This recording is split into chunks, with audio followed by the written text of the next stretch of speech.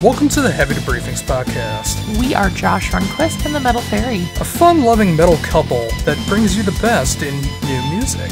What did you just make me listen to? As well as movies. 3 hours later, nothing of value was added. TV.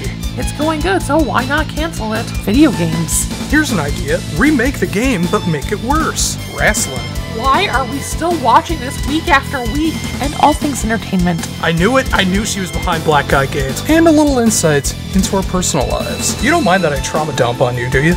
Emotional support girlfriend, party one. He's a handsome fella. I know, you keep telling me. We're made for each other, because no one else would have us.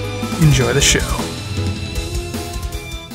Hey everybody, this is Josh Runquist here for the Heavy Debriefings podcast. And of course along with me is... the Metal Faerie. And it's good to see you, even though you didn't go on your weekend excursion this weekend. Yeah. Actually, I've been around you all week. You've had the week off from whatever it is that you do, and Yes. We got some things accomplished. We got some other things, just a lazy time. Mm-hmm. But it's been quite the eventful week, hasn't it? It has. Got some good resting in from the whole work. But yeah, we got a few things done around the house, had a few ventures out, and just had some fun. And of course, the biggest one of all, we finally cut the cable. We did. We've had Verizon now for a couple weeks, and it has been great. Much faster speeds and very reliable. So we finally got rid of Xfinity, getting rid of cable as well. We've both had cable our entire lives, so this is a bit of a change, even though we really haven't used it in quite a few years.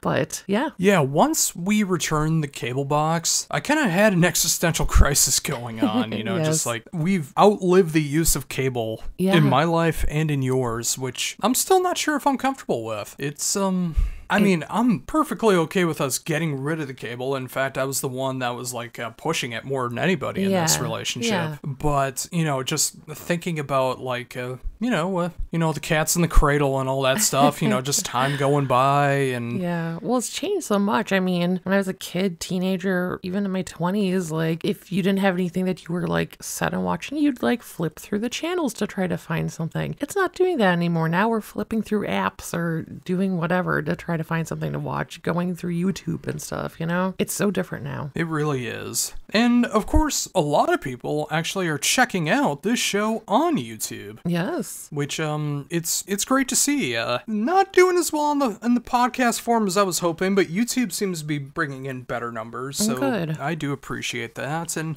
we should probably get along with this. We got a lot of stuff covered here. We got a double shot of Killswitch Engage album thoughts from the Metal Faerie. We have a theme that, why don't we just keep it a little bit of secrecy until we get to it? Or if you look at the chapters, I suppose that'll give it away as well. Spoiler alert. Covering the stuff that we're into and no longer into anymore since we got rid of the cable. Yep. Things have been changing there. OTWIM, all that stuff. But of course, before we get into any of it, as always, it's time for the news. It's time for the news. Booze, drugs, guns, lies, blackmail, and laughter. With Anchorwoman, the Metal Faerie, and co-host Josh Runquist. And look out at the corner of 12th and Main because I'm gonna be sick. Yes, the news. One thing, I'm totally doing this off the top of my head. The lead singer of, I think it's either the Allman Brothers or the Doobie Brothers died. The Allman Brothers. The Allman Brothers, okay. Yeah, so I guess there was one celebrity death that we forgot about, but neither of us are really a Allman Brothers fan. Yeah, I couldn't name a song of theirs. Do you know if it was the one that married Cher? I don't know. Yeah, that's as far as I know about when it comes to them. Pretty much. If you're a fan of them, I apologize for probably just twisting the knife just a little bit more. Yeah. But we don't have a lot of news this week. We haven't really been keeping up. It's a slower And by news that, week. I mean, well, let's just call a spade here. We talked about a lot of news, but neither of us wrote it down, so we forgot a lot of it. Yeah, But here's the stuff that we remembered. Exactly. So we only have a couple bits of news this week. Up first, so the band Talisman is reuniting for one show at Sweden Rockfest this year. Now, who is Talisman?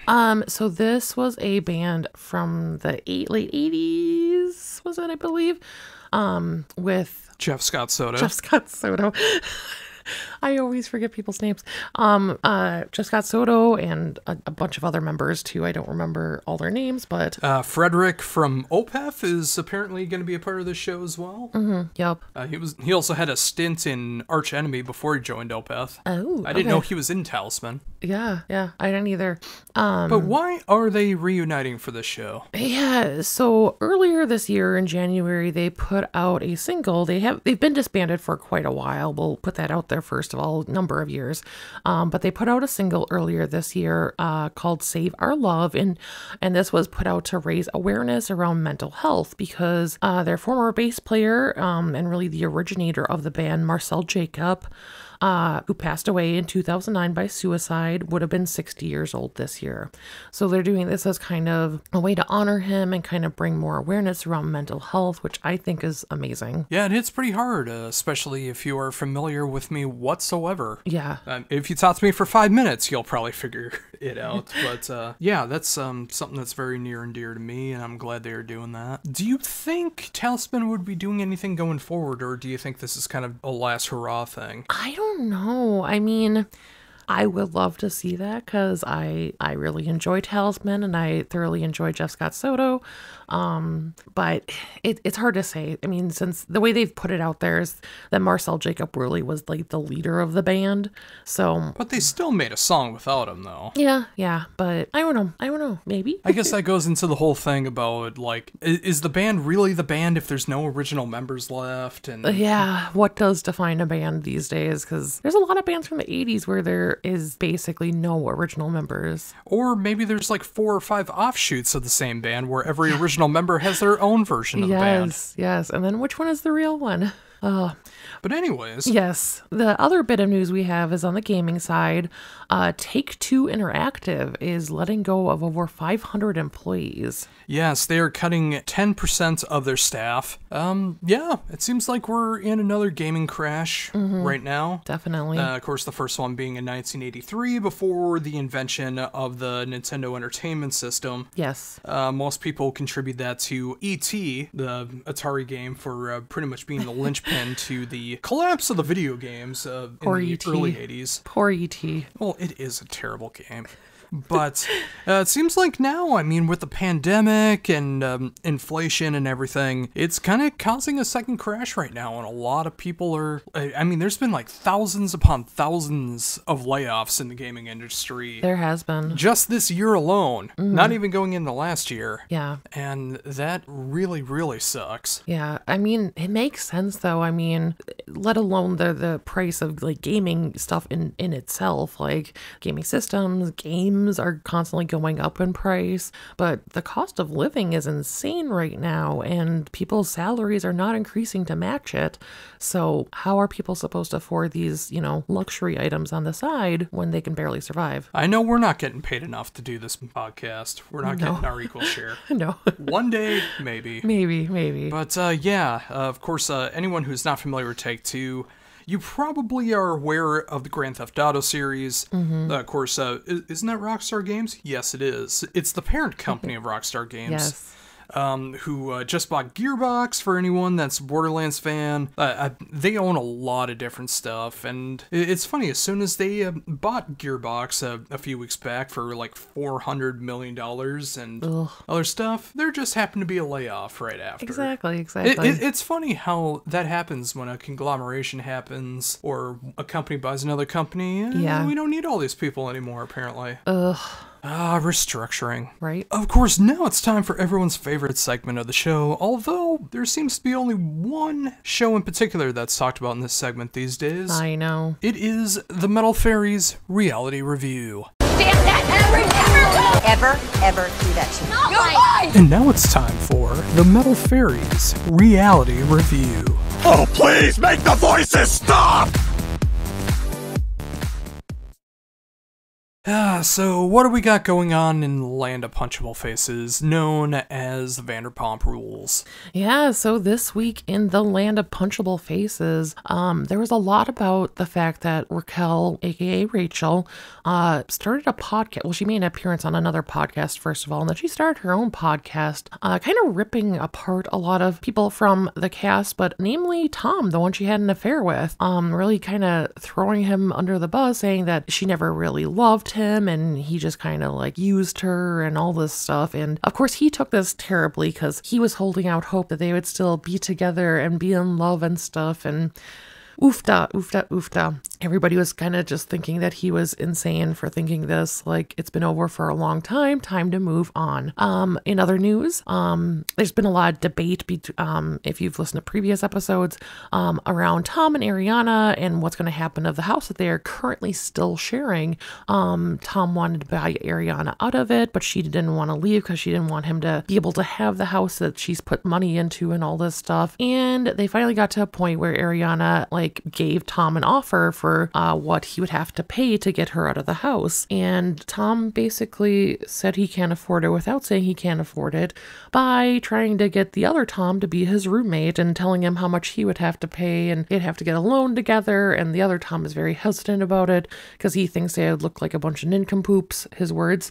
So there's that whole debacle. Lala, as you heard last week, was looking for a sperm donor at a bank, and she decided to have a bit of a donor party because her previous child she had with her ex-husband and was quote unquote made out of love. So she wanted this child to be made out of love too. So she had a party and let her party guests decide who the daddy was going to be. They are grasping at straws for stuff to do on the show now, aren't they? Yeah, pretty much. That just sounds embarrassing. It does, doesn't it? Yeah. But yeah, that was about this week's episode.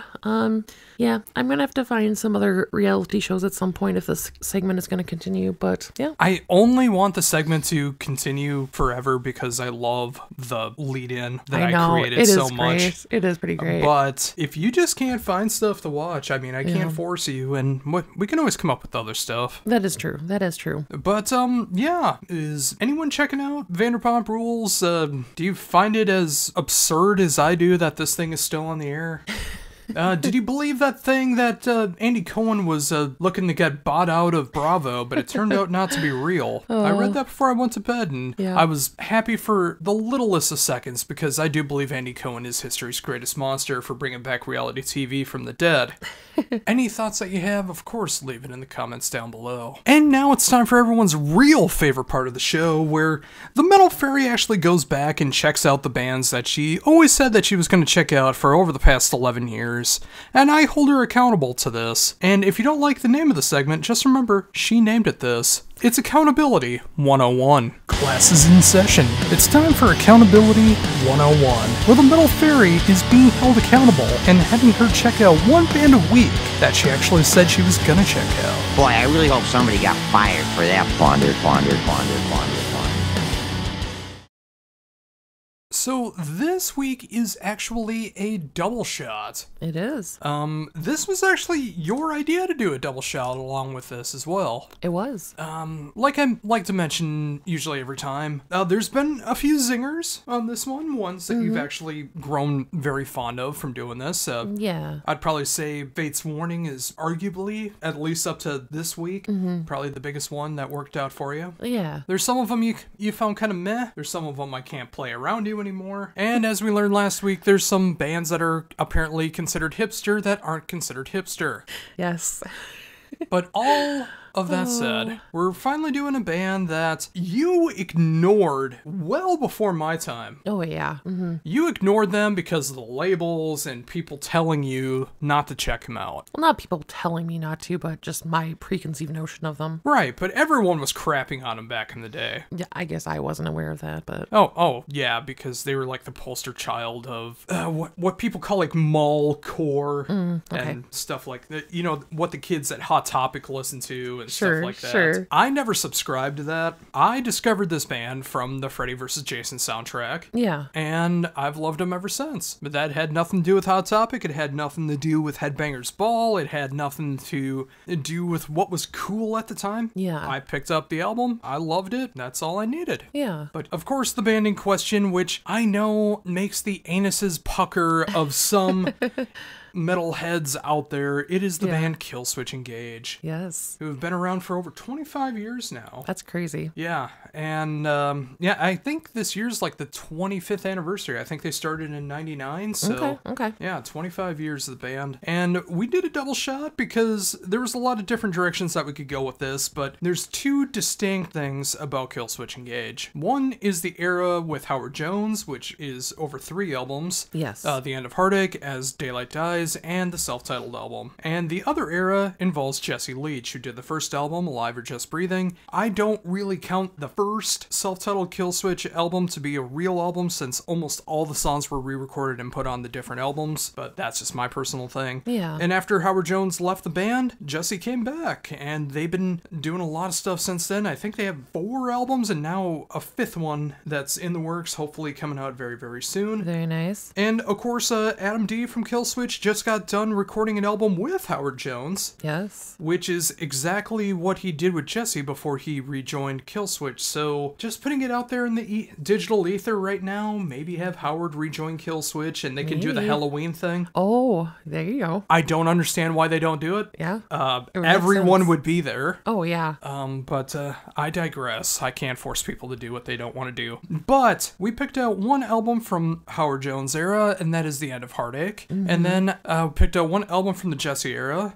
You're so well versed in Atonement in comparison, so I decided to pick out the heaviest album Killswitch ever put out, Disarmed to the Descent. And we're going to be starting off with The End of Heartache. This was the album that got me into the band. Yeah. Of course, When Darkness Falls is on the Freddy vs. Jason soundtrack with a little bit of a different mix in there.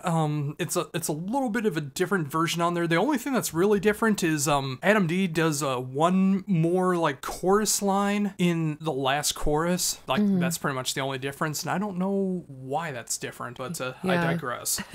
But some say this is the biggest album they've done. Others will argue it is As Daylight Dies because that has the Holy Diver cover on it. Okay. But let's get into it. The End of Heartache, which is celebrating its 20th anniversary this year. That's crazy. Yeah. And behold, the ravages of age. Exactly. Yeah, I'm not going to fully go song by song because honestly, my takeaways from a lot of the songs were the same. But I will say, I mean, number one, I'll say overall, I'm already a huge fan of Howard because I like him on some of his other projects. He has just... Including, this is what happens when I put her on the spot. She means light the torch. Yes, thank you. And let me just say, we actually saw Devil You Know at a bowling alley. We did. For their first album. She doesn't remember them at all. Vaguely. Like, she is such a huge mark for Howard Jones. Now I am, yeah. And she couldn't have cared less when we saw them at that bowling alley. I just want to throw that out there for a little bit of a reference. Yes. But yeah, let's get into this. Yes, let's get into it. But I absolutely love his voice. Like, he has such, I mean, it's a very distinctive voice, I would say, first of all, but there's such power behind it and such emotion behind it. And this album is no exception. I feel like every song on this album, I mean, there are no duds first, we'll put that out there. Well, there is a couple segue songs on here. Sure, but even that, like the Inhale, that was the instrumental little thing, right? That was one of them. Yeah, that. And Ember's Rise is the other. Yeah. But both of them I liked. I mean, I still love the like softer instrumental kind of side of them coming out. But throughout, like they have very like their choruses are so strong and just catchy and just lyrically amazing. And whether it's Howard's voice or Adam D when he sings, like yeah, I was gonna ask, what'd you think of Adam D's voice? I like it. I mean, he's not Howard or Jesse, but I still like it though. Okay. It's a nice balance to Howard's, I would say, for sure. Some of my favorites from the album are When Darkness Falls and The End of Heartache. But yeah, I really liked it. Super, super catchy stuff. I really like it. I really thought Rosa Sharon would have been one of the top contenders on there as well. I did like that one too. Like, I mean, again, there are no duds on this album. I like all of them. So, but yeah. So do you see yourself coming back to this one? Oh, absolutely. Well, right on. Yeah, it's a huge album. And of course, going back into wrestling, Broderick Strong, before joining a new faction in AEW, his theme was The End of Heartache. The FM version of it, where there's no screams, it is all cleans. Maybe that's why people had such a bug up their butt about Killswitch, because maybe they heard like the FM all clean version of The End of Heartache. But people need to get over like metal having clean vocals. Metal can be metal and still. Yeah, no one cares about when Judas Priest or Iron Maiden has clean vocals. Not at all. So yeah, a little bit of insight into Killswitch there with The End of Heartache, but of course Howard was only in the band for 3 albums, and then Jesse Leach came back and they wrote their most ferocious, darkest, angriest album the year that we met. I remember working my old department store job, went on my lunch break, drove to your old department store, picked up this album, and drove back listening to this. That's how much I wanted this one. Yes. Of course, Killswitch Engage and the 2013 album Disarm the Descent. So yeah, what did you think of this one?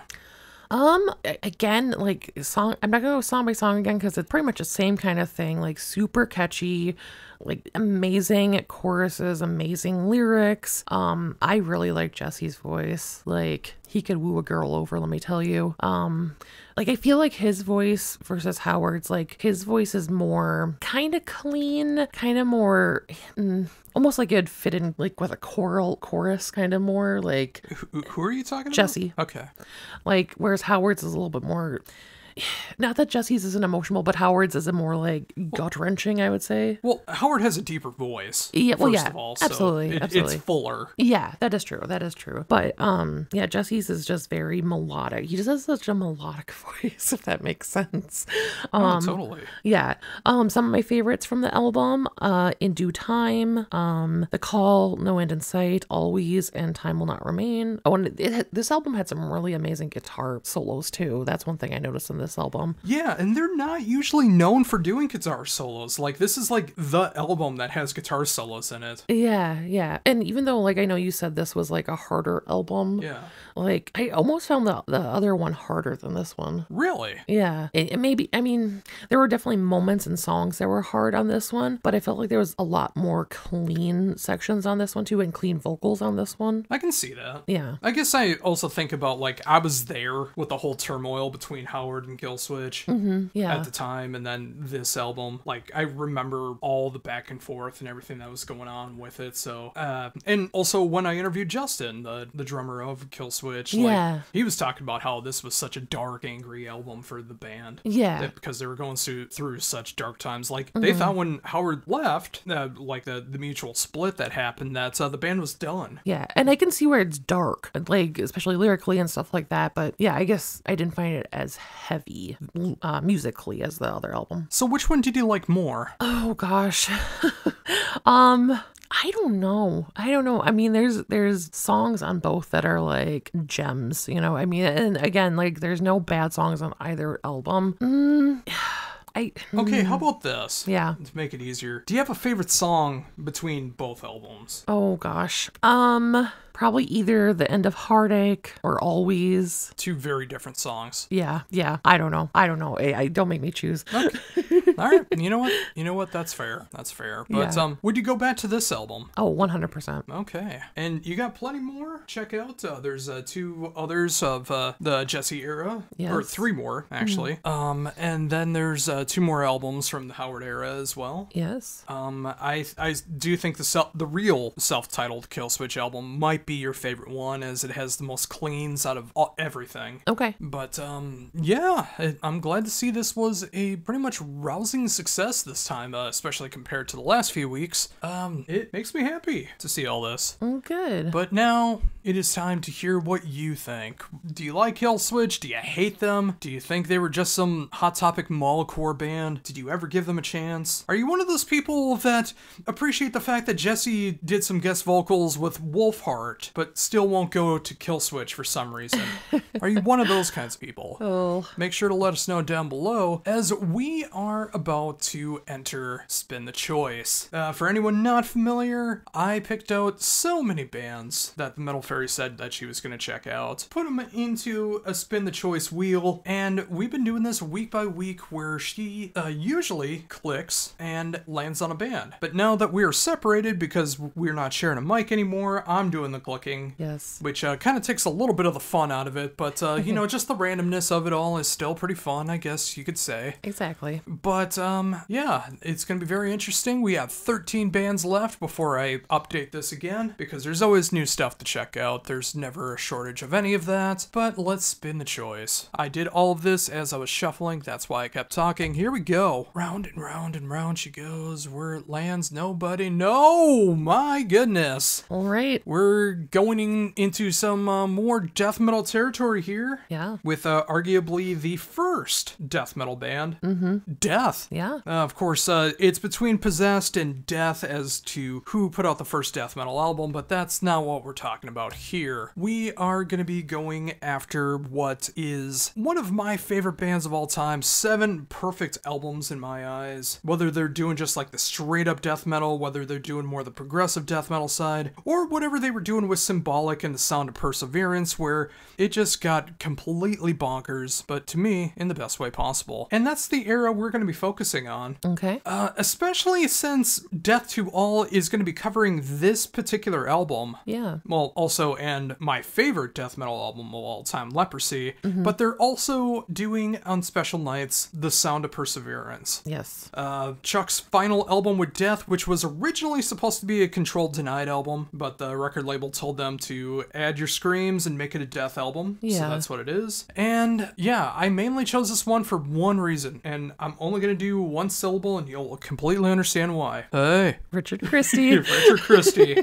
One of the best drummers that have ever graced the earth. I stole so many things from Richard Christie, no matter the band that he was a part of. But yeah, his drumming on this thing is absolutely bonkers. Of course, Chuck doing his more black metal screams on this, despite the album being progressive death metal. But I am so curious to have you go through this entire album and see what you think of it. Yeah. Next week on Accountability 101. Alright, so this is the theme of the week this week. Last week really disappointed me. Only 2 people did our Q&A stuff. Despite other people liking it and all that stuff, they didn't put any questions in there. Makes me think that they aren't actually checking out the show and leading me more into the mental health stuff that I constantly go into every single day. So, with how perplexed we were last week, we forgot to go to the Spin the Choice wheel for a theme, and we were just trying to think of something. So, we kind of just pulled a Simpsons Treehouse of Horror 5, and, well, we had an idea. We're not doing it, so here's the thing about vampires for the theme of the week. Well, now I'm here to tell you about the only real path to mental health. Now it's time for our theme of the week. What will the topic be this week? That's right, it's the something or other. So what brought all this on? Well, we went to see Abigail today, which is a vampire movie if you're not familiar. And that led into a little bit of a discussion about how many vampire movies have come out over the past few years and still to come out. And how it might be interesting just to have a little vampire discussion. Yeah, I mean, what a better time to talk about vampires than like mid-April. Exactly. Spring showers. So, should we talk about Abigail here, or do you want to save that for the stuff we're enjoying? I mean, it feels kind of poignant since this is the thing that kind of sparked this whole thing. Yeah. Why not? Okay. Yeah, Abigail. Basically a 2024 remake of The Daughter of Dracula. Put out through Universal, so if you don't want to go see it in theaters, which I can almost guarantee you is going to bomb, You can watch it on Peacock in about 6 to 8 weeks. Pretty much. I thoroughly enjoyed it. I think it was well worth the time. An almost 2-hour long horror movie. That is not something you normally see. Yeah. But I think they filled everything up really good. There was a lot of good practical effects. Very minimal CGI. Like, almost all of it was all practical effects. So if you love that old school horror stuff, that was here in spades. Just hearing Swan Lake in there again, because, that was used in the original Dracula movies. Yeah. It just adds that little bit of atmosphere going on. Absolutely. There's other nods to other vampire stuff that I don't want to necessarily give away. Yeah. But I really enjoyed it. Yeah. And I've enjoyed the last few vampire stuff that we've actually seen over the last few years. Yeah. But what about you? Yeah, I thoroughly enjoyed it as well. Like, it was taken just serious enough, but not to the point of, like, being too pushy or too, like, just stupid. With just serious horror movies can be good too. Oh, absolutely, but not to a point of, like, being too pushy and stuff, No, I don't. What do you mean by pushy? I don't know, like, just it taking itself too seriously. Okay. If it makes sense. Not really, but let's continue. Well, it depends on the movie, but anyways. Sure.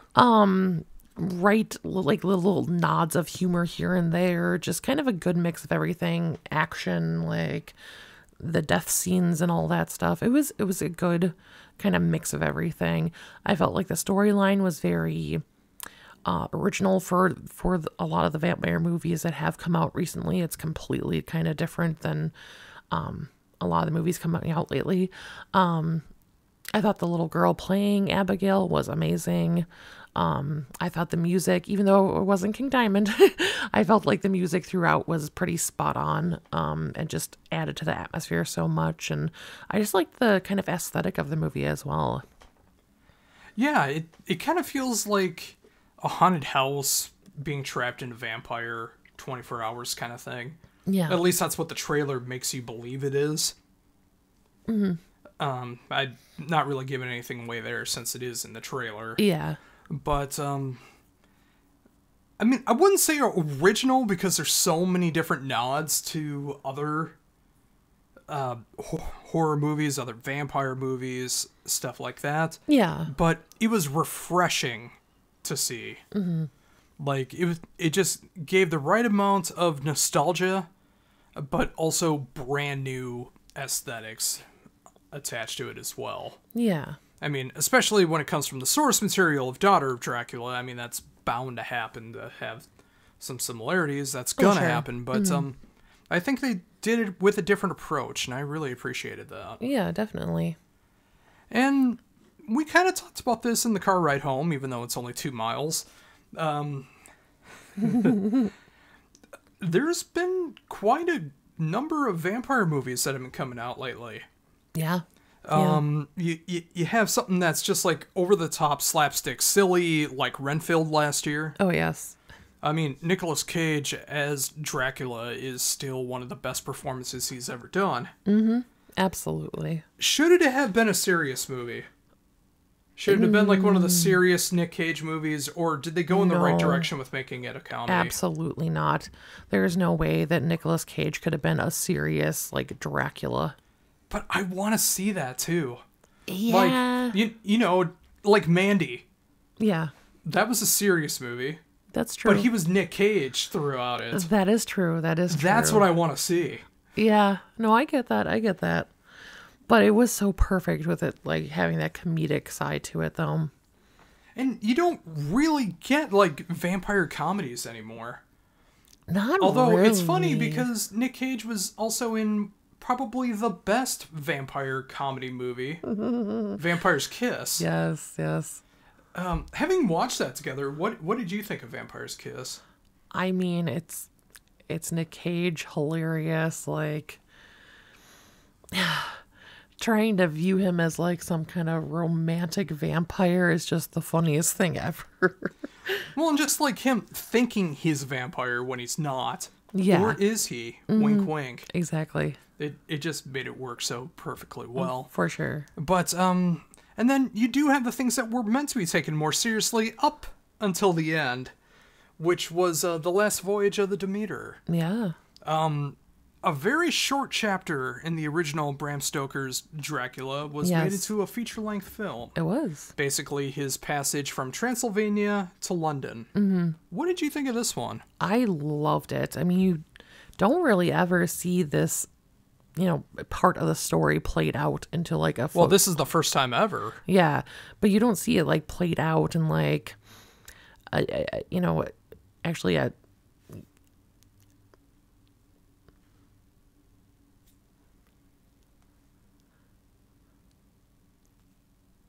I'm losing my words a little bit, but like you just don't see it played out ever, It's such a small little thing that you forget about that's even part of the tale, Yeah, I mean, it's always hinted at. I mean, you got Dracula 2000 where it was on an airplane, and then Yeah. the one that abused women from that 70s show was turned into a vampire from that. That's Yeah. all I remember from Dracula 2000. Mm-hmm.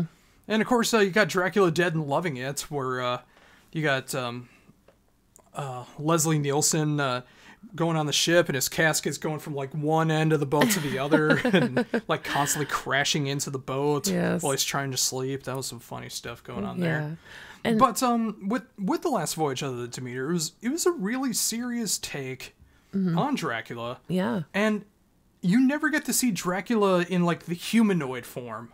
Yeah, well, He's always like an abomination. yeah, I was going to say that. Like, you don't see him like looking like this terrible creature. Until the end, Yeah. where he's in a trench coat and a top hat, and Yeah. a sequel that we will never ever see because Probably. the movie bombed so hard. Oh, yeah. But I thoroughly enjoyed it. I did too. It was an amazing story, and yeah. Coming up this year, we got a remake of another 1920s classic horror movie of Nosferatu, Yes, yes. which I believe is gonna have words in it. I mean, it would be kind of weird to make it a silent film in I know. 2024, Yeah. but of all people in the world, Bill Skarsgård is going to be playing Nosferatu. Yeah. What do you think of this one? I mean, he's in everything, so why not? I guess. Yeah, when did he become an action star like this? Like, I don't know. He's in all the horror movies. He's in all the action movies now. How about save something for your older brother, huh? Yeah, I'm nervous about this one because I love Nosferatu. I love that movie. It's the classic that kicked off vampire movies, and Well, no, the Bela Lugosi one was the one that really kicked everything off. fine, whatever. But Because that came out first. fine. But Nosferatu is one of the starters, And I don't know. Changing it anyway just seems like it'd be kind of weird. Well, it's too late for that because, Bill Skarsgård is already doing that with a movie that now is getting pushed back into August. That was originally going to be coming out in June, but the same day it was going to be coming out, Bad Boys for Life is coming out. I know, right? And apparently the production company thought it was going to lose so much money to Bad Boys that they moved it back a couple months into August. Yup. Of course, I'm talking about the remake of The Crow. Yes. Not a vampire movie, although it does look like there's some vampire aesthetics if you know absolutely nothing about vampires. Yeah. But, it all ties together with the Bill Skarsgård thing. Who do you think he's going to be doing a better job of playing? Eric Draven or Nosferatu? Oh, gosh. I'm going to guess Nosferatu because Eric Draven, it certainly doesn't look like it. Well, it's a completely different version of the character as well. I know. And the story, and maybe this movie should have been made by Warner Brothers, so they could have just erased this movie from existence and just wrote it off for tax purposes. Yes. They should have. Like they did with Batgirl and the live action and cartoon Wile E. Coyote versus Acme. Yes. Which would have been a great movie to see. Oh, yeah. But we never will. Nope. Because of tax purposes. Exactly. So what are some other vampire movies that resonate with you? Yeah. Well, also in recent years, just going back in one more year, there was Death Rider in the House of Vampires. Now, Never I forget. have to stress this Never again. forget. I don't know if we talked about this on the show. We very well could have. I don't know. Yeah. But out there in Radio Land, if you've heard this story before, let us know. This was playing at the multiplex that's 2 miles away from us. Yes. Special screening. Only theater in Minnesota playing the second movie directed by Glenn Danzig. Yep. Your boyfriend Devin Sawa is in it, and one of the worst filmmakers of all time, Eli Roth, is an actor in it. Yep. Our shared hero Danny Trejo Yes. Yes. is in it. There's so many cameos and boobies in this movie. It's true. It's a Danzig thing, so there has to be cameos and boobies. Exactly. But we were the only two people in Minnesota who saw this movie. Yep. We were the only ones in the theater. We were the only ones there for the screening. Oh. That was it. Yep. And for the longest time, we didn't even think this movie was going to be available to stream or get No. physically or anything. It's available now. Yeah. I don't know where, but I remember stuff from last year that the physical versions are out there. Yep. In fact, just to jerk them around, you sent them an email asking when the soundtrack was coming out. I did. Well, the song is absolutely hilarious. And I was trying to find it on YouTube or anywhere, and it was nowhere. So I ended up going to the website for the movie and emailed them. And they emailed back. They're like, it'll be out eventually. And no, I don't think it's available anywhere. I don't even think when like the DVD and Blu-ray came out that there was a soundtrack that came along with it. No. So the only way you're going to be able to hear these songs is if someone rips it to YouTube. Yep. You go to the dark web, or you just buy the movie and listen to it from there. Exactly. But what did you think of this movie? I mean, I thought it was hilarious, not on purpose. Like it was meant to be like a serious movie, but it was not. Sounds like you're describing The Room. Yeah, basically. It's kind of like The Room of vampire movies. Of vampire cowboys. Yeah. Yeah, like a spaghetti western vampire made by Tommy Wiseau, Yes, kinda. pretty much, yeah. Oh, I forgot to mention this, of course.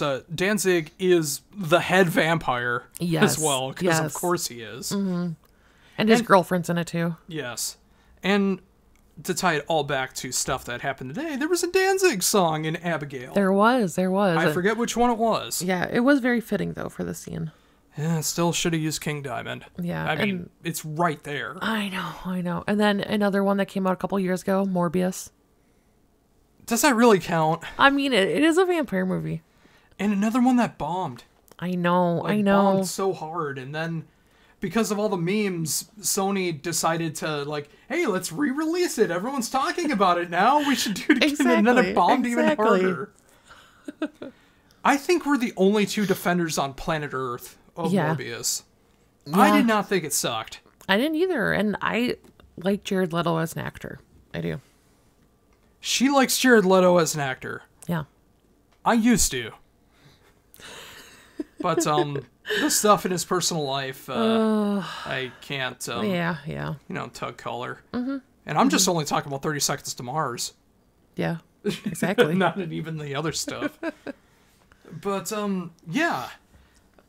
So there's kind of been like this correlation of like movies bombing and vampire stuff at the same time. Yeah. But that wasn't always the case. No. What are some vampire movies that resonate with you? Yeah. I'm actually going to start with a couple TV shows first. So. Don't you say it. What? Don't you say it. What? I know one of the TV shows you're going to be talking about. I know where you're going. I'm going to start with True Blood. So this is my favorite show of all time. I love the show. I'm in the middle of watching it right now, again, for the billionth time. It's in a world in Louisiana of like all these different mythological creatures, vampires, werewolves, shapeshifters, fairies, everything kind of exists in this world. And it's just... It all takes place in Louisiana. It does. That's where they all congregate. Yep. And they're all like they live lives like normal humans, but they are also, you know, special because they have all these other things going on. But it's like, it's adventure, but it's also romance. It's kind of everything, but it's also has this kind of dirty vibe to it too. And it's also been parodied to death by Family Guy when it was on. It has. But I love it. Another one that I absolutely loved was Dark Shadows. So this was the Johnny Depp remake movie that came out several years ago. Absolutely not. I have not watched that movie, and I will not watch that movie. But it was basically a soap opera about vampires from like the 60s, 70s. There was a couple different renditions, but Barnabas Collins, oh yeah. And then finally, Buffy the Vampire Slayer. Yeah, the movie is superior in every single way to the TV show. I don't care what you think. Well, you haven't watched the TV show, so... Also, the creator, who turned out to be a giant D-bag. Yeah, that is true. By the way. Yeah. Hated the movie. So that makes me love the movie even more. It's got David Arquette. It's got Paul Rubens. It's got Jungle Boy's dad. Which is how... Luke Perry. Well, the joke I was trying to make was... that's how people know him now, is Luke Perry's dad, or Luke Perry's Jungle Boy's dad. Yeah, Jack Perry. Mm-hmm. Who apparently in the news, he's immediately coming back to AEW as soon as Sunday for the pay-per-view. Okay. Very good timing after the bit that happened last week. Exactly. One show to bring up that we haven't watched. Yeah. But everyone goes ape poopy over. And I'm kind of surprised we haven't watched it because it seems like it might be your bag. Yeah. What We Do in the Shadows. Yeah, I've heard of that, but I've never watched it. I know the voice of Matt Berry is in this. Of course, he was in Curb Your Enthusiasm as a screenwriter Larry couldn't put up with in the final season. And he's also the voice of Codsworth, the robot, in the Fallout series. So that might be a reason to actually go and check it out. Yes. Because he has one of those British voices that you just want to narrate your life. That is true. But I know of it. Yeah. Never watched it. Yeah. And since I think it's wrapped up or soon to be wrapped up, like, it might be something to binge. Yeah. Maybe. It could be. I think it's on Hulu, so. All right. Hey. You know, just going down the... It's like a mockumentary about vampires. Like, yeah. It's like a camera following them around and what they do in their every night life. Nice. Instead of everyday life. Oh. But yeah, all right, we talked about some TV shows. Okay. What about the movies? Yeah, some movies. Obviously, you already mentioned Nosferatu. Dracula, the Bela Lugosi version. I mentioned that as well. Yup, that one as well. Outside of those, probably my favorite is the Underworld series. I love those movies. I've never heard another single person in my life say that they liked the Underworld series. We're a small group, but we're a dedicated group. Yeah, I absolutely love them. I love the story. Like, I love the aesthetic of these movies. It's very dark and just gothy. Were you Team Vampire or Team Lycan? Both, baby, both. I don't understand why she's with me. I can't compete. Who's asking you to? Clearly not you. Anyways. Moving onward. Blade. Love the Blade movies. All three of them. It's been a long time since I've seen all of them. I mean, Blade Trinity is the best one. Ryan Reynolds as the comedic foil. Triple H as the head vampire. That is what true. more could you ask for? That is true. But no, it's been a while since I've seen them, so I definitely want to go back and see those. And that is a game that's going to be coming out hopefully within the next few years. Yes. Xbox exclusive. Looks like it takes place in France. So yeah. I'm very, very curious about that one. Yes. Lost Boys is another favorite. I still believe. I do too. And don't forget your sax man. I know. I still believe is one of, if not the greatest song ever written in the 80s. I'm not joking. She's laughing, but there's nothing funny about it. I know. I get it. It's a factual statement. Yeah. In your opinion. my opinionation, yes. But yeah, Lost Boys, I mean, it's just that like 80s vibe, perfect music, perfect aesthetic. Corey Feldman when he wasn't a complete nutcase. Are you sure he wasn't back then too? I mean, he probably was, but we didn't know it yet. And you forgot the other Corey as well? Well, yes, the other Corey as well. Fright Night. Love, love, love Fright Night. Again, What did you think of the remake? It was... I forget really a lot about it now, but Your man David Vincent's in it. yeah, I think, I mean, Or Kilgrave, Yeah. depending on who you ask. I know him as Doctor Who. yeah, I mean, I liked it, but it wasn't the original, of course. I like the 30 Days of Night series. That one's kind of fun. There was more than one? There was 30 Days of Night and then 30, like, I forget what it was. It was one other one, I thought, right? I know there was like 28 days later, 28 weeks later, 28 months later, and Maybe now they're doing 28 years later. Maybe I'm thinking of that. I don't know. 30 Days of Night, though, I like that one. I mean, there could have been. Yeah. I was genuinely asking because thought I there wasn't was sure. a second one, but There maybe could I'm be. wrong. Yeah. I was genuinely asking. Yes. Interview with the Vampire. I do like that one. Yeah, and that's another one we haven't watched on AMC. That was a show. Oh, yeah. It was a show. We don't have AMC anymore since we got rid of the cable. I so know. we can't watch it now unless we got AMC Plus. Yeah, but at some point maybe. Embrace of a Vampire. Do you remember this one? No. So this is from the 90s. It's like with Alyssa Milano. She's a girl who's dating a vampire, but like it's super like adult. We'll just say like softcore? like sultry and yeah, I don't know. Like Poison Ivy? Or... Yeah, very much along those lines. Okay. Yeah, I know what you're talking about Yep. now. That the Subspecies series with Radu. Love. You actually have a Radu action figure. I do. And then finally, not exactly vampires, but it's still considered a vampire movie. I know. I Am Legend. It depends on the version of it, but yeah. Yeah. The Will Smith version is not vampires. It's considered though. Of course, when you're talking about Vincent Price, it was vampires. But yeah, those are some of my faves. You forgot Vampire in Brooklyn with Eddie Murphy as Dracula. I've never seen that. You forgot Dracula 2000. You forgot Queen of the Damned. I haven't seen that. Trade in your goth card right now because you've never seen Queen of the Damned. You've never seen Jonathan Davis do lip syncing as a gothic vampire nu metal band. It's true. It's with true. Aaliyah. I know. Aaliyah's only movie. I know. Who are you? And of course, all the great Hammer horror vampire ones I know you've never seen. Yeah. Very, very British and very, very campy, but I enjoy them. Yeah. All the originals as well. I mean, there's so many different kinds of vampire movies out there. What do you like in a vampire movie? Do you like vampire video games? Those are out there as well. Vampire was an excellent game, except for the fighting mechanics, which were treacherous. But the actual story of the game was very, very fun.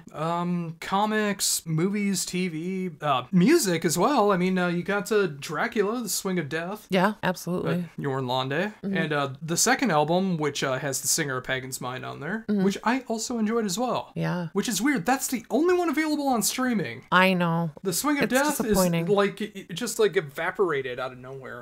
That'd be another good top 10 to do. Top 10 albums that aren't available to stream. Yeah. It would be hard Because- to think of though. No, I got plenty. Okay. Yeah, I got plenty of them that aren't on any of the major streaming platforms. So. Yeah. So when it comes to vampire movies, there's serious ones, there's funny ones, there's kind of romantic gothy ones. What do you prefer? Well, my favorite vampire movie of all time, which I've already mentioned earlier, is Dracula Dead and Loving It. Yeah. Again, another movie everyone hated, and up to one point was the last thing Mel Brooks ever directed. Yeah. Because of how much everyone hated it. I loved it. And I thought it was just like a perfect parody of the original Bela Lugosi version of Dracula. Yeah. You got John Ritter's wife in it. You got that weird looking guy from Ally McBeal as Renfield. It really depends. I mean, like, one that we saw, like, today with Abigail, I really enjoyed it, even though the comedic parts were very, very minimal. Yeah. And added in just the right spots. And then you have a complete spoof like Dracula Dead and Loving It, where you can't take it seriously no matter how hard you try. Yeah. But I enjoyed it just as much. So, it's a toss. It really depends on how well the movie's made. Yeah, I get that. What about you? For the most part, I like the more kind of gothy romantic vibe, but with some action thrown in. So Abigail. I mean, I loved Abigail, but I wouldn't say that's gothy romantic, really. Okay. But like, What would be one of those? Underworld, is definitely. Why are you laughing? Definitely up that alley. Yeah, I don't know. That's what I prefer. Another trend that's like pretty big in vampire movies is kind of the vampire versus werewolf thing. What do you feel about that? Or how do you feel about that? Well, that's been going on since Dracula meets the Wolfman, so... Yeah, but I mean, I think like with Twilight, with True Blood, with a lot of stuff like that, it's become like a hugely prominent thing in movies and in like literature too. Well, vampires need someone besides their prey to strike after. Yeah. Mm-hmm. They need to have some kind of enemy. Yeah. So why not werewolves? I get you. And what side are you on? I relate to the werewolf so much more. I get you. Especially the Wolfman. Yeah. Because, you know, it's just like his life was so dark and depressing. All he wants is to die. But, you know, just those few days out of the month when there's a full moon, he has to go out and keep killing despite him not actually wanting to. It's a really tragic story. Yeah. And I relate to that so much more. Yeah, I get you. What about you? I'm assuming Team Vamp? It depends. It depends on the movie, the show, the book, whatever. Yes, all seed. I mean... Although remember, Metal Faerie, he is single now. Yeah, I'd go for Eric Northman over him though. That's not what you used to say. Well, when you first tried to get me to watch it, you were talking about how much you loved Allseed. I mean, I do love him too. Yeah, I'll take it both. Of course you would. One more thing I want to talk about is vampire folklore. So it's different in every movie, you know, the kind of how vampires exist, how you turn other people into vampires. What are your thoughts? I think it pretty much needs to be done so it's not stale. What do you mean? I mean, if it was always just like the same characteristics all the time, I don't think it would be necessarily enjoyable. Yeah. Like the ways to kill a vampire. Yeah. Or the way a vampire lives and all that stuff. Yeah. Like Abigail does that differently than what you're used to. Yeah, in some respects. Yeah. Without giving anything away, it's a little bit different. And I appreciated that originality that goes along with it. Yeah. I like it when things are original and not just retreads of the same thing. So I'm all for switching up the vampire folklore. Yeah. How it's done, how they're killed, how they make people succumb to them, like all of it. I'm always for messing with it. I mean, obviously keeping like a core center of what it's supposed to be. Yeah. But like messing with everything else. I'm A-okay with that. Is there anything that's gone too far that has annoyed you? Well, I can't really say that because I haven't really watched a vampire movie I don't like. I get you. I'm sure there's someone out there thinking, but what about that one series? Yeah. And all I can say is, I haven't watched it, and I'm not going to. Yeah. So I can't say that it annoys me or not. Well, I'll speak for us. Hold on. Sorry. Yeah. I wasn't done. Okay. Of course, the vampire from that movie went on to play the Batman. What's his name again? I forget. Robert Pattinson. Robert Pattinson. I've only seen him in The Batman and The Lighthouse. And Both of those great. were fantastic. Yeah, he's a good actor. I can't speak on Twilight. Like, I'm not gonna knock him for being in Twilight. First of all, that probably set him up for life. Exactly. Everything else that he does now is because he wants to. And second, he seems like a very relatable guy. It's the kind of thing that I would probably do if I was ever rich. There was a story that's been around for like years where there was this girl that was absolutely obsessed with him. So he took her on a date and talked about how boring his life is and how much he hates it. Never heard from her again. And it's like, yeah, I can relate. I would do the same thing. Yeah. But yeah, Twilight, I know there's something about like they glitter in the light or something. Yeah. I don't know. And I don't want to know. Like, I'm not going to go watch the movies, so it doesn't matter to me. But you can explain it for everyone else. Yeah, so I have seen them. You've seen all four. Yeah. Mm-hmm. Did you feel like the last two movies needed to be separated because they were originally supposed to be one movie out of that? I mean, yeah. They did that with The Hobbit too, where they made that a trilogy instead of 2 books. Yeah, I mean, I guess I don't care enough about it to say. But yes, so in the Twilight universe, they are able to go out in sunlight, and when they're in sunlight, they sparkle. They don't die? Nope. So they just glitter. Mm-hmm, yeah. They pull a Mariah Carey and they just glitter. Yes. Well, do they like die from like a stake in the heart or cross or garlic or anything like that? Yeah, I mean, they could die from, I know know they can die from beheading. I don't remember if they can die any other way. Yeah. Again, I'm genuinely asking because I have absolutely no idea. Yeah, no, totally. Mm-hmm. Yeah, all right. Well, you can see we put a lot of thought into this, and Hey, we had some good talk. I thought we had some good talk, but what do you think? Was this a good talk? Of course, YouTube analytics will let us know if this was a good talk or not, or if people even get to this point in the show, which, well, I got some numbers for that. But if you have made it this far into the show, like, what kind of vampires do you like? Do they have to stick to the old traditional Bram Stoker style? Do they need to be original? Do they need to be funny? Do they need to be romantic? Do they just need to be an absolute abomination? Why don't you just let us know down below? Come on. Let us know. Alright, so this next segment is going to be all over the map, pretty much, because I'm basically going to be going off the top of my head. The Metal Faerie has some stuff written down. It's been a weird week, but this is what we're enjoying. Good news, everyone! It's time to let you know what we've been enjoying. Don't you have some friends your own age? Someone to drink with? Maybe a girlfriend? Talking about TV, movies, video games, wrestling, even music. Can't you see you're not making rock and roll better? You're just making rock and roll worse. So what are we talking about first? Yeah, so, I mean, as far as stuff that we both have been into, obviously we mentioned that we, in the previous section, that we have watched Abigail earlier today. Two Fangs Up. Two Fangs Up. Or down. Or down. Depending on how you look at it. Exactly. It was good. Exactly. But we also saw another movie earlier this week. We saw Arcadian. We sure did. A movie bought by Shudder, so it will probably be streaming like in May or June. Yeah, but it assume so. Yeah, I was just gonna say, just like they did with Late Night with Devil, which I highly recommend people see. Might be the movie of the year for me so far, and we've seen a lot of good stuff this year already. Late Night with the Devil, that is, not Arcadian. Yeah, well, that's what I said, Late Night with Devil. Yep, just wanted to make sure they didn't confuse that. Oh, trust me, I'm not talking about Arcadian because I thought it sucked. It was bad by Nick Cage standards. Yeah. And I love Nick Cage movies, and I love his terrible movies, but they're not good, but they're so enjoyable. Yeah. This one does not fit into that category for me. I get it. I get it. Way too much CGI. The trailer makes you think that Nick Cage is going to be in the movie way more than he is. Yeah. And he's not. Not going to go into details in case you want to watch. But it just turned into like a teenage romance, which is not what I went into the movie for. No. What did you think? Oh, wait. The other thing that goes along with that. Yeah. The movie actually made me physically sick. Not because of any monsters or blood or gore or anything. It was because apparently on the production side they could not afford a tripod, and the entire movie was shaking almost the entire time. And on the screen that we saw it on, it made me sick. Yeah. So maybe that kind of ruined some of my enjoyment as well, but that could be. I think that's part of it. When your credits are shaking. Like, the credits were normal, like going up like normal credits do, but the background was shaking. Yeah. Why?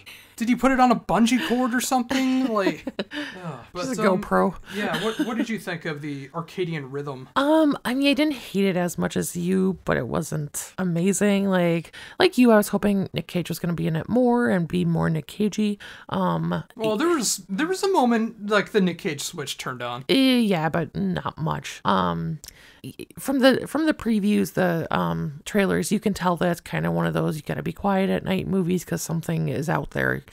Which you love those kind of movies usually. I enjoy them. There's been quite a few of those in recent years, and I will say that this one was a little bit better than some of the other ones I've seen, but that doesn't mean it was good. They all suck compared to Comes at Night, so. Yeah, it just, there was a lot lacking story-wise too. Like, there was just so much left out, I felt like, and it was just hard to really get a good feeling for the entire situation they were in. And that's another discussion that we had as we were coming back in the movie theater when we saw that. Yeah. The open to interpretation storytelling. Yeah. I think it's a lack of a good writer who does that. Yeah. There's no reason to not give the story when it needs to be there. Well, if I'm paying for a movie, I want a full movie. I don't want to choose your own adventure. But also at the same time, Civil War was kind of the same way. But they did it in a way where it didn't matter. Yeah. Like, you need to be a good writer to be able to pull off the use your own imagination kind of thing. Yeah, definitely. And this was definitely what I usually consider a Shudder movie. Like, one that we should have just stayed home and got Shudder for. Yeah. Lessons learned. Lessons learned. But it is Nick Cage, so we're going to be going to, every time that he puts on a movie, we're going to go see it. Exactly. That's who we are. We are who we are. We are. So on your end, you've been playing Baldur's Gate. Yes. Well, Baldur's Gate 3. Thank you. Got to update the notes there. My apologies. The original Baldur's Gate came out in the 90s, so... I rolled my dice and it told me the wrong thing. It's not how that works. Whatever. See, she rolled the dice trying to lie to me, and she got like a 1 or a 2 out of 20, so, you know, it's... But, like I talked about last week, I had a really, really hard time with Baldur's Gate 3 till I reached the epiphany of, I need to stop exploring everywhere because I'm going to get slaughtered. Yes. I need to go to the points where I'm actually leveled up and can do the things that I need to do. Then it became a lot more enjoyable. Still hard, but enjoyable. And I am having a good time with it. A couple of things I would have switched around. I'm not sure if it's worthy of all of the, like, Game of the Year awards it won last year and all that stuff. But Yeah. I am enjoying it. Oh, good. As someone who couldn't care less, what did you think? A Baldur's Gate. I've just been seeing a little bit here and there because I'm usually playing as well when I'm watching you. But Yeah, you're playing a different RPG of Skyrim. yes. I mean, there's been some amusing scenes. I like the love scenes and stuff. They're funny. They're very funny. But yeah. All right then. On my end, as you said, I've been playing Skyrim, of course, and as I mentioned earlier, I've been watching a lot of True Blood. And that's about all that's been going on my end. Well, hot dog, we got a wiener. We got a wiener. All right, let's see if we can fake any real enthusiasm for this last segment of Out Today and What I Missed. Now here are some of your no-name bands. And now it's time for Out Today and What I Missed. People either loved us or they hated us, or they thought we were okay. With Metal Faerie checks out the albums that came out this past Friday, Where can I find the latest releases? and anything else that came out before that. I just heard them on the King Biscuit Flower Hour. What will she like or hate this time? Alright, so since January, I've covered 152 albums. Or 304 if you count the video version and the written ones differently. Jesus. But of course, this segment isn't about my thoughts. It's about the Metal Faerie's thoughts. Yes. Because, as you know, I will not talk about an album unless I dig it. Yeah. Because there's enough negativity out there in the world right now. And I care enough about the music that I enjoy that I want to spread that message rather than like, oh, this sucks. I don't want to, and then spend like 15-20 minutes about why I don't like this thing that I don't need to check out. Yeah. That's not my thing. No. But yeah, It is my thing, though. it is your thing.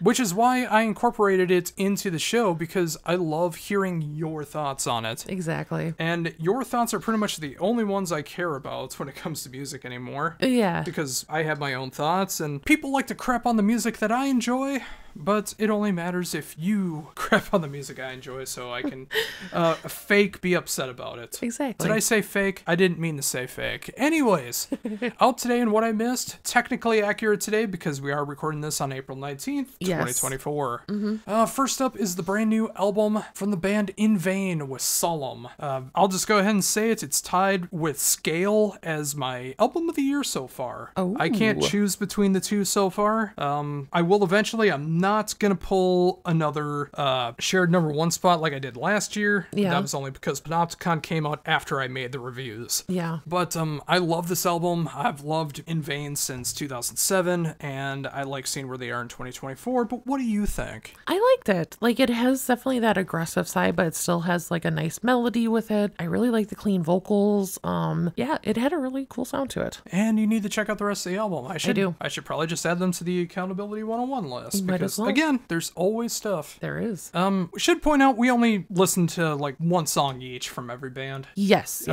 That's the way we do this because I'm not going to subject her to stuff that she doesn't want to listen to. Yeah. If there is stuff that she doesn't enjoy.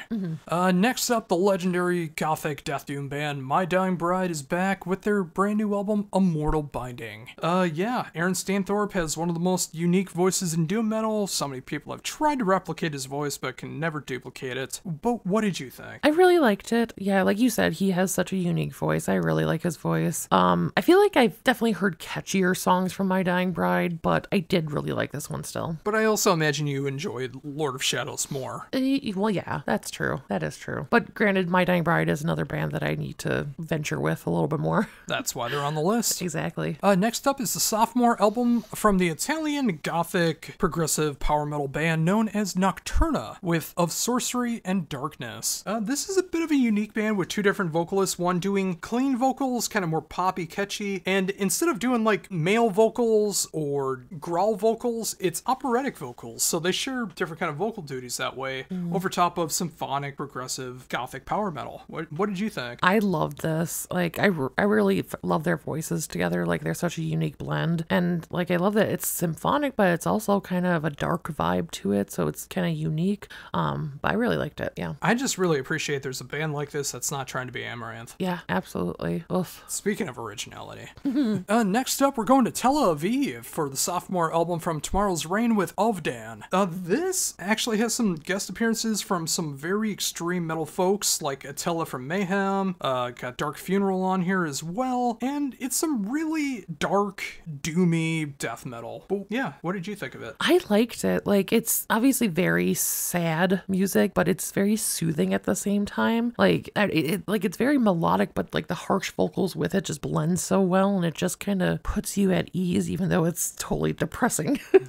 Yeah, absolutely. I mean, you just described why I love doom metal. Yeah. Next up is the debut album from this Irish metalcore band known as Ura. Even though that's not the way it's spelled, it is pronounced Ura. Yes. With the album Maelstrom. I thought you might have dug this, I mean, especially since we covered Killswitch on here, but that didn't seem to be the case, did it? No, this one was not for me. Like, I didn't like the vocals, and the music was just too pounding. Like, yeah, it was just pounding sound. But that's what Killswitch does too. They have plenty of pounding riffs. I don't know, it just didn't hit me right. All right. But what was up your alley was the brand new album from a band that you never gave the time of day. Yeah. Vandenplas. And this is one heck of a heap of a title, pardon my French. The Empyrean Equation of the Long Lost Things. Oh my. If you want to talk about prog, that is a prog title right there. No kidding. They of course, I mean, you can hear the Dream Theater, Fates Warning, Symphony X, all of those classic progressive metal bands. You will hear something in that with Vandenplas, and of course their own original sound. Now, having given them a little more of a fair shot, what did you think? Yeah, I mean, like you said, I've only casually heard them in the past. But I liked it. I mean, it has a proggy side, but it also has that power metal to it as well. Yeah, I'm curious about them now. Continuing on with Europe, we're going from Germany over to Finland here with the fourth album from Verikalpa. My first album from these guys. Yeah. We kind of both discovered them. Yeah. I discovered them earlier in the week. You heard them when I showed them to you. Yes. With their brand new album, Tuomio, Finnish folk metal. And dare I say, your kind of Finnish folk metal. Yeah, I love this. Like, it's folky, but it also has like the melodic death side to it, a little bit of the symphonic side. Kind of reminds me of like a mix between Winter Sun and Moon Sorrow. I really liked it though, and I'm surprised that we didn't hear them until now. Well, one thing to keep in mind is this is their fourth album in 6 years. Okay. So it's not like they've been around for decades. That's true. So that was everything that came out today. Coming up now is all the stuff that I've missed along the way. And of course, starting that off is probably the one you hated the most, Ben Sinister. With Mostly Great Things. And like the joke I made in the video, it's a mostly great album. No, seriously, I do enjoy this thing all the way through. It's that classic rock, progressive rock, a little bit of pop vocal stylings over top of it. I love keys, I love everything that goes along with this, but of course you do not. No, it's definitely a brand of rock that I do not like. It's very hipster to me. To quote The Princess Bride, you keep using that phrase, but I don't think you know what it means. I do. But you don't. But I do. Kai, if you're listening to this, can you just try to explain how Ben Sinister is not a hipster band, please? It doesn't sound like Mumford & Sons at all. It doesn't sound like Arcade Fire. I don't know what you're getting at. Maybe to you. You think Dredge sound... Oh. I see she wants to ruin the relationship here. Coming up next, going to the UK, formerly of Europe, with Benighted and their 10th album, Ekbom. Easily the most brutal thing they've ever put out. It is brutal death metal, it's slam, it's got all the moments going on there. Yeah. And of course, that's your new favorite thing going on now. But what did you really think? Not for me. The gutturals I just can't do, and the music was just too chaotic. Too chaotic. Too chaotic. Oh, just wait for one of the albums I got for you next week. I already put together the list for next week. Yeah. Which is pretty much what I do. Like, as soon as I'm done promoting everything for the current Friday, I'm already thinking about next week and putting everything together. Yup. Next up is the band Judgment Fire with their third album in 18 months, Kingdom of Skyscrapers.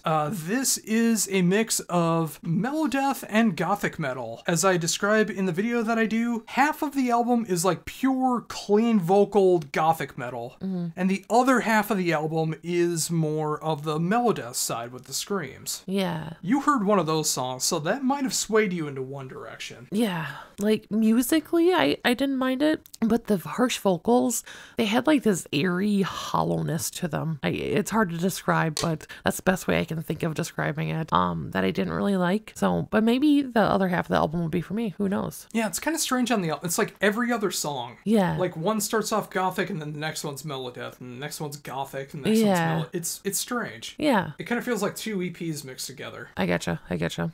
And speaking of goth, we're going back to Germany with the debut album from Lichfield. Only one letter different from a town we used to live in. With their debut album, The Maze. Almost death metal, gothic metal. Like, it almost gets into the death metal territory on here, but it is gothic metal through and through. I liked it. Very dark. Like, the vocals are very unique. Like, they're clean, but very, like, there's a strength behind them. Yeah, I liked it. Yeah, and there is some screams in there too, like some death metal stuff, but it's almost predominantly vocals. Yeah.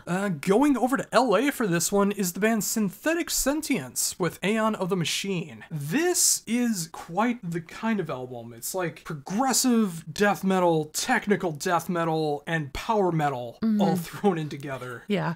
And industrial. And what I've said in the written review and the video version is, like, if you mix Fear Factory, Hate Eternal, and Dragon Force together, it does not make sense on paper, but I think it works in execution. But what did you think? I thought it was super catchy. Like, it's definitely very hard music, but the, like, vocal lines are almost kind of a pop structure to them. It's very unique. It is very unique, and I really enjoyed what they did. And despite the name like Synthetic Sentience and Aeon of the Machine, made by real musicians, not AI. Yeah. Like, there's no real drummer in the band, but they got a session drummer to do it. It's not programmed drums. They didn't fake anything on here. Yeah. I think it's more about the dangers of AI, but, you know, that's a different topic for a different time. Exactly.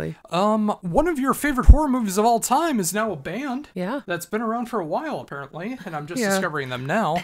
The Mexican death metal band known as Spit on Your Grave, and their album Arcanum. Almost entirely women in this band, except for, I think the drummer is a guy. Okay. And the rest of them are women. So it works so perfectly with Spit on Your Grave, especially if you are familiar with the series. Yeah. But, of course, what did you think? I was very iffy with the vocals. Like, I didn't mind the music, but I feel like I need to listen to more from them to kind of get a good feel, I think. I think you might enjoy them, or even just like on a thematical sense, because they cover a lot of different horror stuff. Yeah. Their music videos are very horror influenced, and I mean, if you couldn't figure that out by the name, I don't know who you are, but... And finally, we're going back to Germany for, what is it, third time this week? But it is the band Vulture with their brand new album, Sentinels. This is just that pure, unadulterated revival metal that really 80s influenced speed metal, new wave, British heavy metal kind of stuff. And of course, the occasional I can't do the sound, but it kind of sounds like a vulture sometimes when there's a scream going on. So I think that's why they call themselves that, because the singer can do that. But last time here, what do you think? Yeah, I mean, like you said, straight out of the 80s, just fun. And I appreciated that, like, the production quality made it sound like it was from the 80s as well.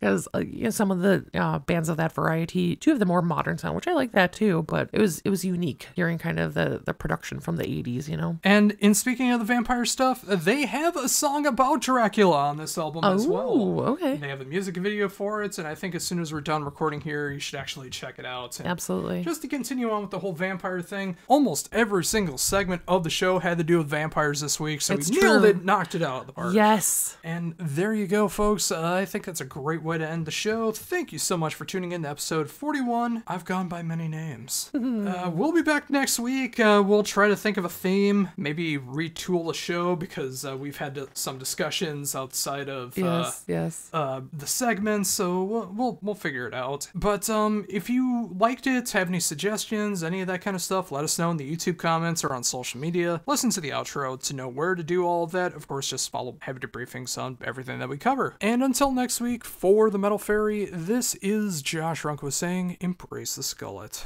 This has been the Heavy Debriefings podcast. Thank you for tuning in. Make sure to follow Heavy Debriefings on all your favorite social media sites: Facebook, Instagram, YouTube, and Threads. And of course, heavydebriefings.weebly.com for all of your Heavy Debriefings needs. Also check out the Metal Faerie at facebook.com at the Metal Faerie. Until next time.